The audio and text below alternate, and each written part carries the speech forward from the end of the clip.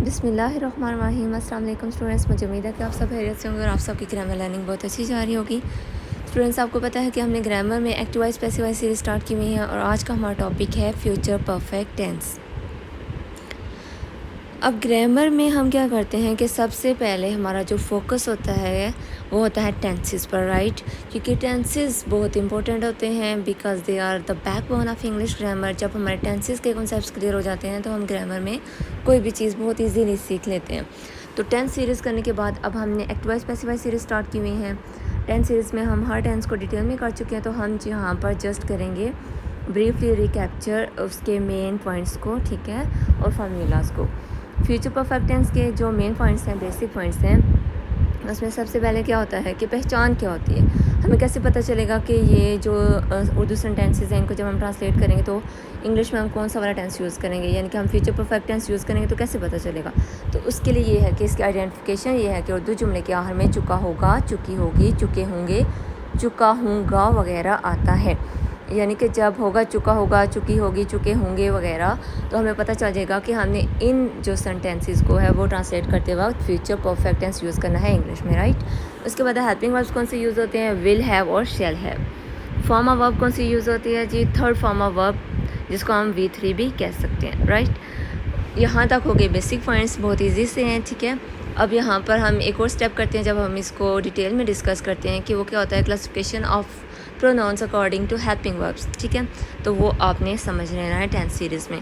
अब आगे क्या है कि फार्मूलाज फॉर सेंटेंसेस, हम फार्मूलाज में कर लेते हैं बजाय इसके कि हम कुलिये याद करें, कायदे याद करें, रूल्स याद करें, राइट।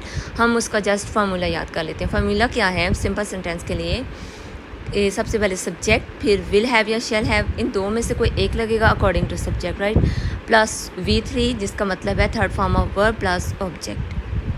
उसके बाद नेगेटिव सेंटेंसेस बनाने होते हैं तो हम क्या करते हैं, सब्जेक्ट, फिर अकॉर्डिंग टू सब्जेक्ट हम यूज़ करते हैं विल हैव या शैल हैव, इनमें से कोई एक, plus not, plus third form of verb plus object. यहाँ पर हमने सिंपल और नेगेटिव सीख लिया बनाना, ठीक है। अब हम देखते हैं कि इंट्रोगेटिव सेंटेंस जब हमें बनाने होते हैं तो हम क्या करते हैं। तो उसके लिए आपने एक चीज़ याद रखनी है कि कोई सा भी टेंस हो, जब हमने उसमें इंट्रोगेटिव सेंटेंस बनाने होते हैं तो हम क्या करते हैं कि विल हैव और शैल हैव को स्टार्ट में ले जाते हैं, ठीक है। तो क्या होगा, विल हैव, शैल हैव, इनमें से कोई एक, plus subject, plus third form of verb plus object, right. यहाँ तक हमने देख लिया कि हमने सेंटेंसेस बनाने के लिए कौन से फार्मूलाज को अप्लाई करना होता है।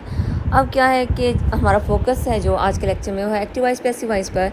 तो पैसिव वॉइस में जब हम सेंटेंसेस चेंज करते हैं तो ऑब्जेक्टिव केसेस बहुत ज़्यादा यूज़ होते हैं सब्जेक्ट के, ठीक है। अगर सब्जेक्ट क्या है, प्रोनाउंस है। प्रोनाउंस क्या होते हैं जी, वो होते हैं ऐसे वर्ड्स जो कि नाउन की जगह पर यूज़ होते हैं।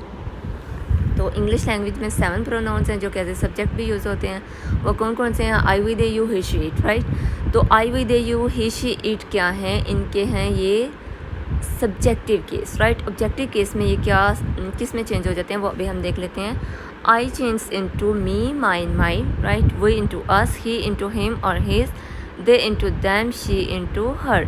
अब जो है यू और इट वो उसी तरह सेम एज इट इज़ रहेंगे, राइट। उनमें हम कोई चेंज नहीं करते, यू में रहेगा और इट में रहेगा, अपने सब्जेक्टिव और ऑब्जेक्टिव केस दोनों में।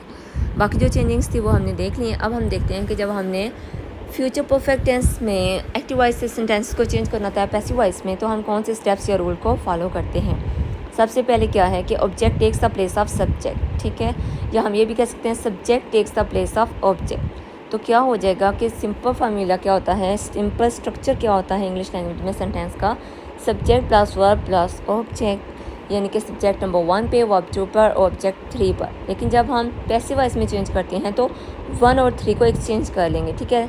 जो नंबर 1 है वो 3 पर चला जाएगा और जो 3 पर है वो नंबर 1 पर आ जाएगा, यानी कि सब्जेक्ट ऑब्जेक्ट की जगह पे चला जाएगा और ऑब्जेक्ट सब्जेक्ट की जगह पे चला जाएगा। यहाँ तक आपने 2 स्टेप्स कर लिए, ये हो गए हमारे 2 स्टेप किस में, पैसिव वॉइस सेंटेंसेस में। उसके बाद हम क्या करते हैं, सब्जेक्ट जब हमने लगा दिया होता है according to helping verb, according to the need of sentence, तो फिर हम हेल्पिंग वर्ब जो यूज़ करेंगे विल हैव बीन या शैल हैव बीन, उनमें से कोई एक यूज़ करेंगे अकॉर्डिंग टू सब्जेक्ट, ठीक है। इसमें क्या है, helping verbs will have been या शैल हैव बीन, तो कोई एक लगा करेगा सेंटेंस में अकॉर्डिंग टू सब्जेक्ट। उसके बाद फॉर्म ऑफ वर्ब कौन सी यूज़ होती है जी, थर्ड फॉर्म ऑफ वर्ब, और उसके बाद हम फ़ौरन क्या लगा देते हैं, बाय, और इस तरह हमारा बन जाता है passive voice sentence.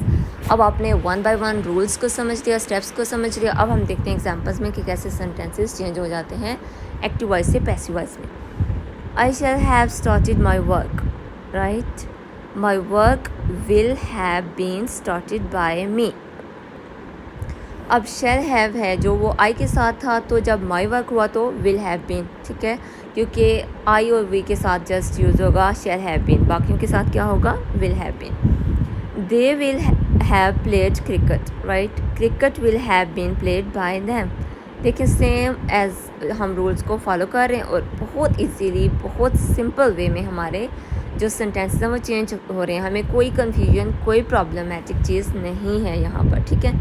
We shall have written an application will have been written by अस।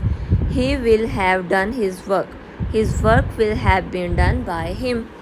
तो स्टूडेंट्स, आज के लेक्चर में आपने समझ लिया है कि जब हमने एक्टिव वॉइस से पैसिव वॉइस सेंटेंसेस चेंज करने होते हैं फ्यूचर परफेक्ट टेंस में, तो हम क्या चेंजिंग्स करते हैं, कौन से रूल्स को फॉलो करते हैं। तो आपने देख लिया है कि कौन से रूल्स होते हैं और बहुत सिंपल वे में हमने उनको चेंज कर लिया। आपको कुछ भी उस तरह से रटने की, प्रॉब्लम फेस करने की ज़रूरत नहीं है, ठीक है। आप जस्ट फोकस करेंगे रूल्स पर और हियर यू गो, आपके सेंटेंसेस चेंज हो जाएंगे। अब आपने इसकी बहुत सी प्रैक्टिस करनी है। और प्रैक्टिस क्यों करनी है? क्योंकि practice makes a man perfect. Inshallah, we'll see you in next lecture. Allah Hafiz.